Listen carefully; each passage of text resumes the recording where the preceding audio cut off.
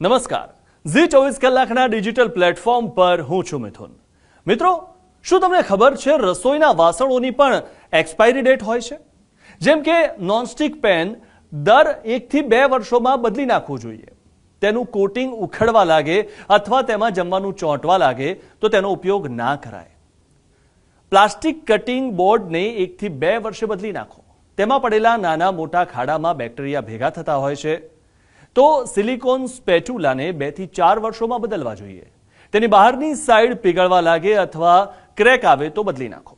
Sponge સ્ક્રબને 2 થી 4 અઠવાડિયામાં બદલી નાખો। પિલરને 1 થી 2 વર્ષોમાં બદલી નાખો, ખાસ કરીને ધાર મુઠ્ઠી થઈ જાય અથવા હેન્ડલ તૂટવા લાગે।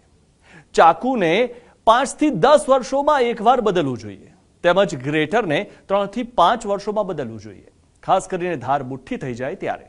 તો મિત્રો, હવે આ બધી વસ્તુને વધારે સમય ના વાપરતા અને સમયસર બદલી નાખજો।